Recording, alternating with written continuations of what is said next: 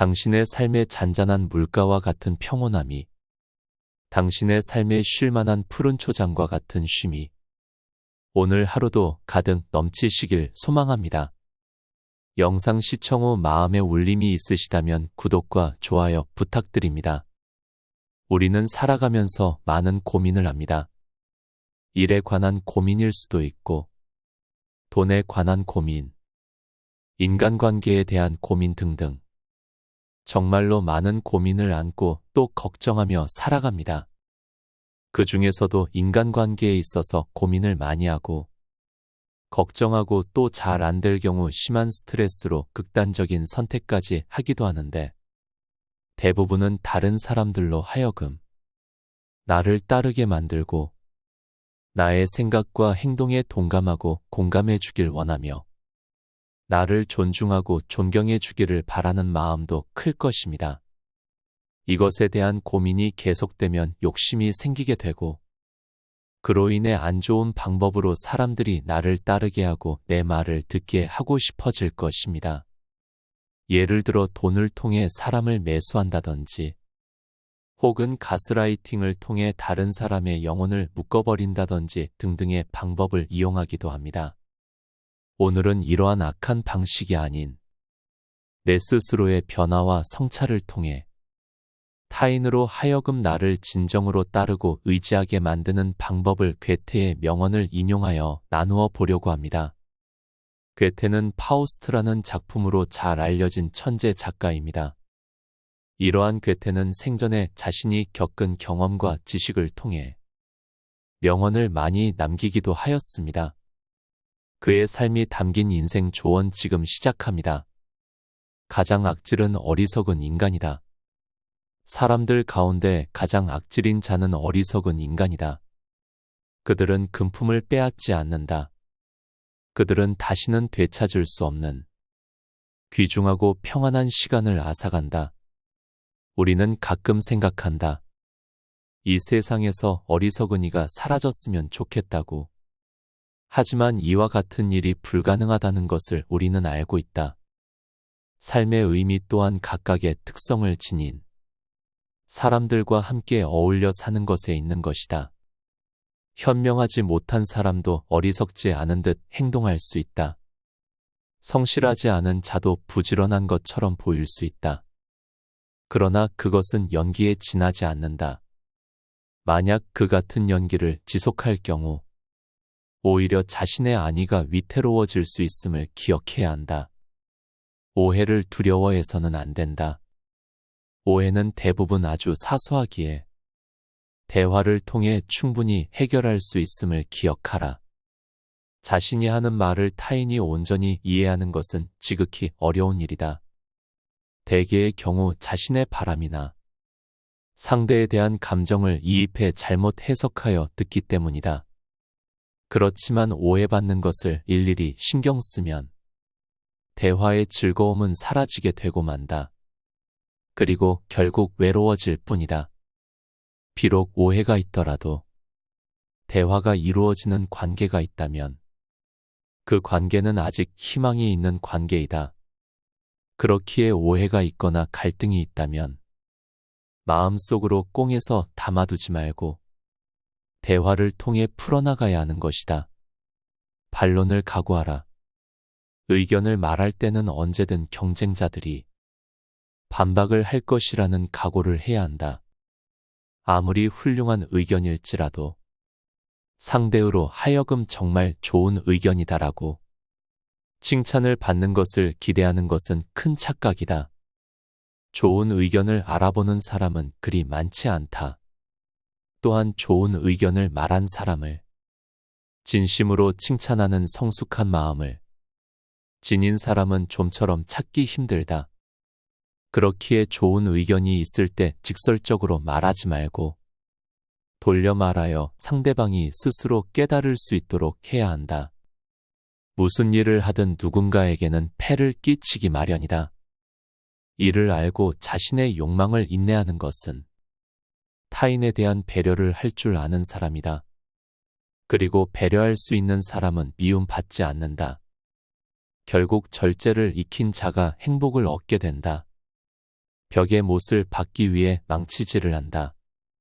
그러나 그저 벽을 두드리고 있을 뿐. 정작 중요한 못대가리를 맞추지는 못한다. 그럼에도 당사자는 못을 박고 있다고 착각한다. 벽을 부수고 있을 뿐임에도. 쓸데없는 참견이란 고작 그런 것이다. 아무런 이득도 없고 의미도 없는 일을 주구장창 하는 것일 뿐이다. 결점은 우정을 더욱 돈독하게 만들기도 한다.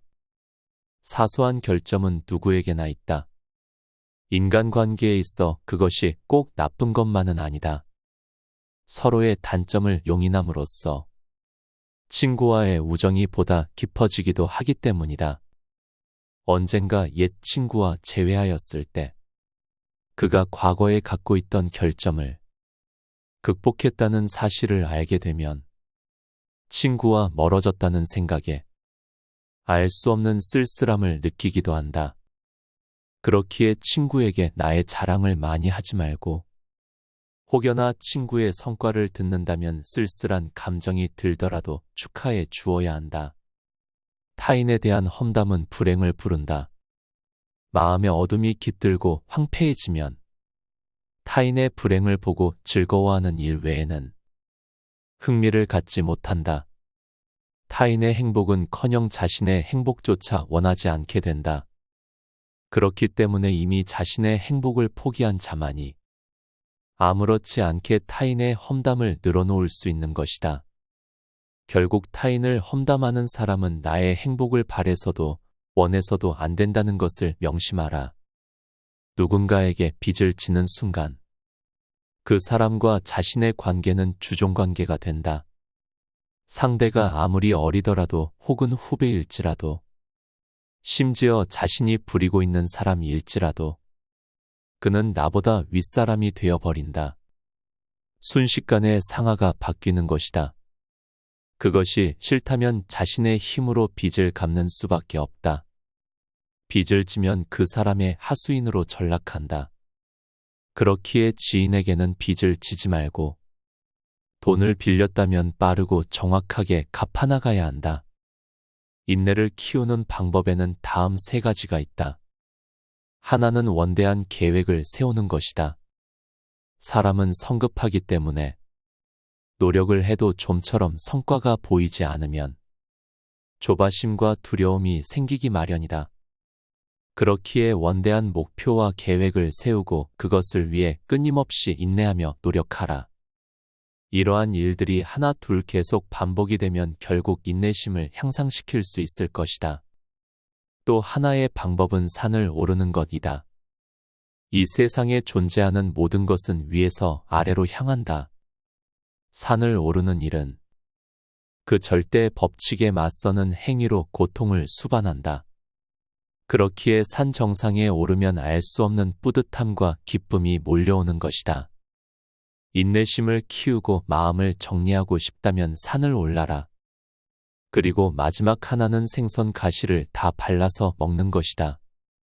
고양이의 비웃음을 사지 않을 정도로 깔끔하게 생선 요리를 먹는 것은 꽤 성가신 일이다. 가시를 하나도 없이 발라내고 먹는 생선이야말로 진정한 인내의 결과물인 것이다. 인내심이 없고 성급하면 장가시 정도는 그냥 먹게 된다. 그렇기에 인내심을 키우려면 생선 가시를 다 발라서 먹어보길 바란다. 시간을 단축시키는 것은 행동이고 시간을 견디지 못하게 하는 것은 아닐합니다. 어떠한 목표를 세웠다면 그것에 도달하는 시간을 줄이기 위해 행동하고 실행하여야 한다. 그렇지 않고 현실에 안주하여 안일하게 있다면 그 목표는커녕 더욱 어려운 생활이 펼쳐질 것이다. 과거를 잊지 못하는 자는 결국 과거 속에 살게 된다. 고난이 있을 때마다 그것이 참된 인간이 되어가는 과정임을 기억하여야 한다. 인간은 기품이 있어야 하며 자비심이 많고 착해야 한다. 이것만이 우리가 알고 있는 모든 동물들과 인간을 구별한다. 오늘은 괴테의 명언을 통해 사람을 끌어당기고 존중을 받는 방법에 대해 알아보았습니다. 사람을 끌어당기는 방법은 결국 타인을 험담하지 않고 인내하며 대화를 통해 갈등을 해결해야 하는 것입니다. 무력으로 혹은 내 권력으로 또는 감정을 교묘하게 이용해서 나를 따르게 하는 것은 내 힘이, 권력이, 감정이 사라졌을 때는 아무런 힘을 발휘하지 못하는 것입니다. 그렇기에 나 스스로 자비로워지기 위해 노력해야 하며 그것을 통해 사람을 당기고 따르게 만들어야 하는 것입니다. 이 영상을 보고 오늘 하루를 자비롭게 충만하게 살아보시길 바랍니다. 그런 오늘이 모여 내일이 되고 결국 우리의 인생이 될 것임을 확신합니다. 지금까지 잔잔한 물가 쉴만한 초장이었습니다. 시청해 주셔서 감사합니다.